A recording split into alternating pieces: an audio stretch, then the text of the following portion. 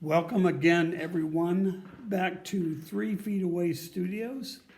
I am Jeff Hoffman, and this is going to be a little bit of an addendum from last time's video, where I talked about stacking up horn sections to make realistic horns.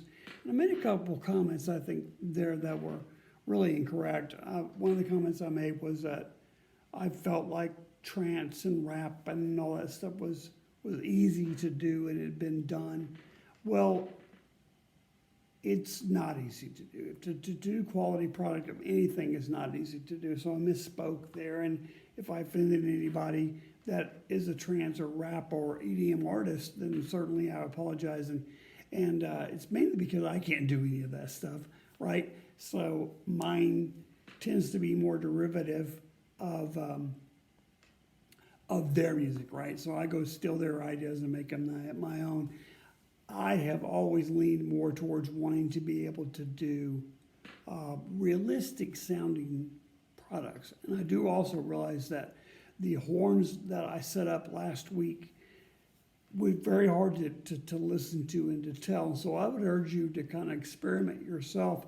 The takeaway being that to use instruments like you would in a horn section. So use a solo alto, a solo tenor, a solo trumpet, a solo trombone. Combine those together, widen them out using the stereo field, right? And then if you can detune them, and like I said, I will come up with a way to show you on my keyboards in the next week or so how I do it on the keyboards.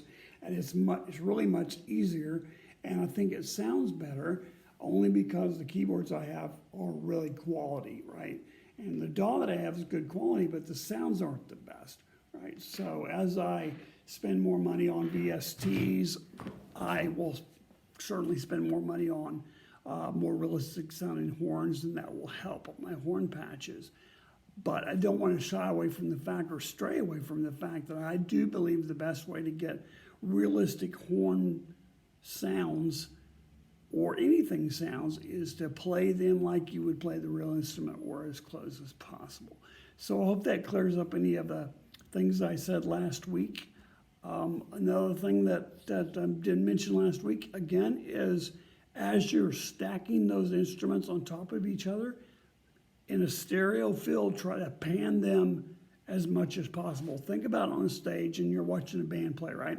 And the band has four horns in it. In my band, all the horn players lined up front because the saxophone player was also the singer. So we had, in the center of the stage, we had 4 guys, and we had trumpet, trombone, sax, and tenor sax, right?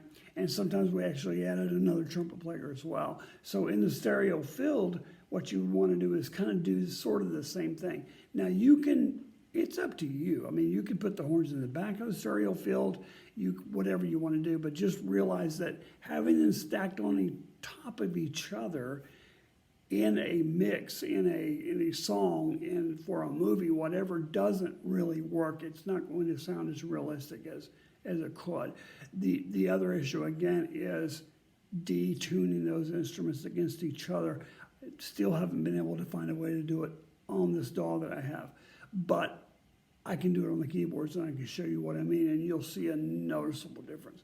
So, again, thanks for stopping in. And, again, if you are just stumbling up on this, this is a rehash or an addendum on something I did last time on stacking instruments to make them sound more realistic. The next video I do will be of a keyboard, right? Using a keyboard to do basically the same thing with the keyboard internal sounds. And then after that, I want to get back into the DAW and talk about how to do drums sort of the same way, not just using drum presets, or maybe using drum presets, but changing the way they trigger or changing the way they sound to make them more realistic.